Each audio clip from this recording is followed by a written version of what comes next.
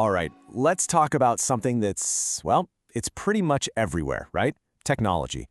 The big question is, for us as people of faith, how do we handle it? How do we approach our digital lives with real purpose, not just, trying to avoid the bad stuff? And right off the bat, I want to be super clear. This isn't about being anti-tech. Not at all. I mean, think about it. The devices we carry around every single day are some of the most powerful tools humanity has ever had. And that word on the screen, entrusted, that's the key. It means we've been given this incredible gift, and now we have a responsibility for how we use it. So that leads us right to the heart of the matter, doesn't it? It's really the big question we have to ask ourselves. Is this technology in our lives a tool that we control? Or has it kind of snuck in and become the master, telling us where to put our time and what to think about?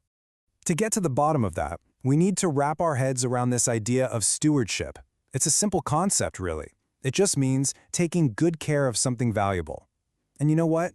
We need to start thinking about our digital lives in the exact same way. Our time online, what we look at, all of it, it's precious, and it's absolutely worth protecting.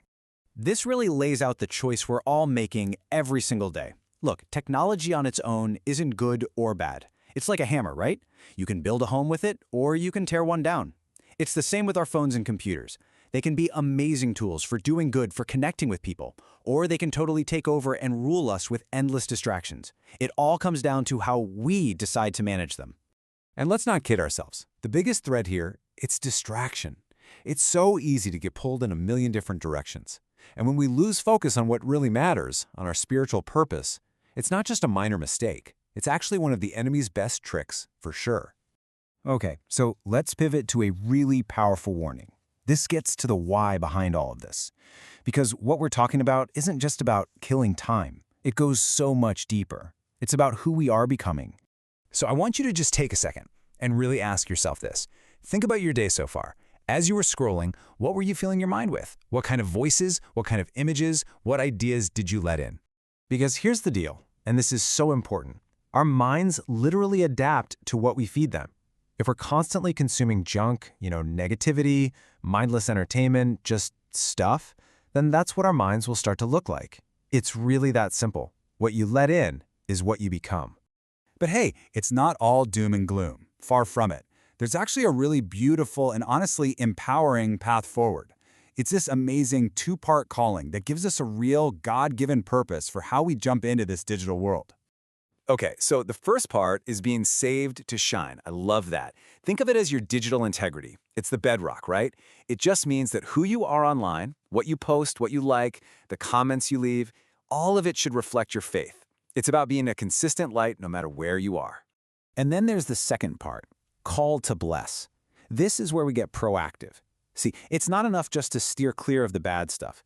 We're actually called to use these tools for good, to use them to build people up, to encourage someone, to share a message of hope. This is how we turn a potential distraction into a powerful tool for blessing others.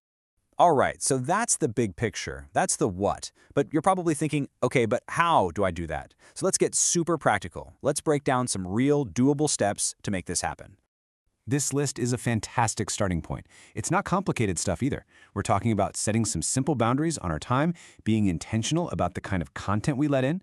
And notice the balance, right? It's about guarding against that mindless scroll, but it's also about using tech for awesome things, like Bible study or sharing something that will make someone's day. It's both defense and offense. When you boil it all down, it's about priorities. It's a simple trade-off. Every minute you spend scrolling is a minute you didn't spend on something else. Something deeper. So being a good steward just means making a conscious choice, choosing prayer over notifications, choosing mission over mindless entertainment. It's about choosing what truly matters. Okay, so as we bring this all to a close, I want to leave you with a couple of questions to think about.